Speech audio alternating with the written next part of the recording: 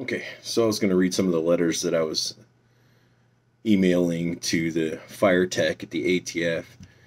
So, anybody who's following along with my story, um, got my gun rights back in Washington State. Just like quick little synopsis here, and it didn't work because I'm a denied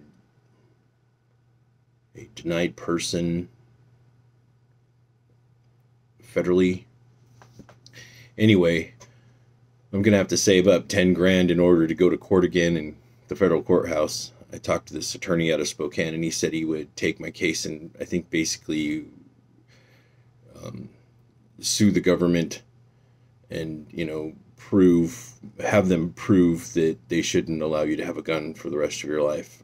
I don't know, something like that. I'm not an attorney at all, so none of this is legal advice. I do have some suggestions because I have been battling this for years.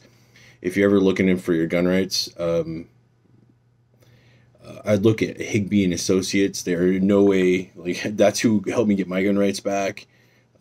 They have this thing called a firearms rights analysis.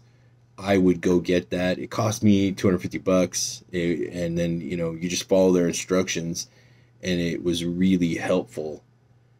Um,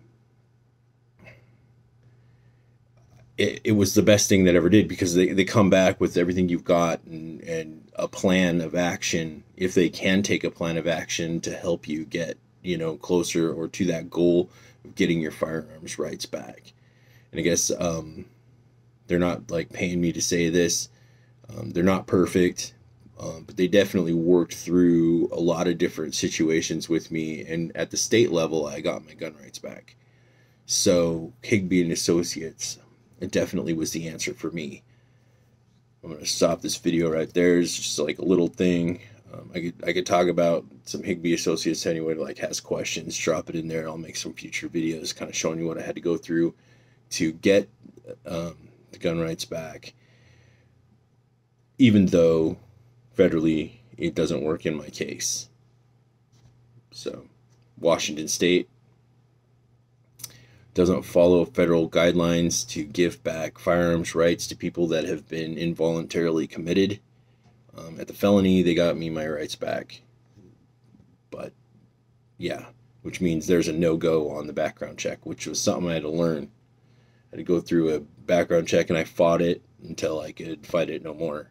And it took probably another year after that. Anyway, so probably about $4,000 later, here I am not able to own a gun, and I need to give another attorney. He told me 10 grand. He wanted $10,000, and that may not be enough. He said you're going to need more. So I think that's 10,000 to start, which doesn't like really surprise me because it's $400 to file in federal court. So 10 grand's probably not even nothing. It may be a lot to me, but it's nothing to that courtroom, I guess, or to that kind of attorney. I don't know. Anyway, that's just kind of an update for those people that are looking for their firearms rights. They're trying to get a hold of them, do the get the firearms rights analysis with Higby and Associates. If you're in a state that they can work, like California, Washington, I know they've got some other states. I would just do it. It's best money spent, and then they let you use that money if they can help you, and it takes the money off the other money. So my case was going to cost 3 grand because it had the mental thing in it, and so they took $250 off of the case, and that was really neat because that helped out a lot. They also had a really flexible way to spend. I just kept making payments online. I sold a lot of computers and a lot of electronics, just, hustling, trying to get every single nickel and dime and almost anything that I collected and sold. I did everything I could do. I mean, I don't have a big bankroll, so I just hustled the money. I mean, every single little thing I hustled.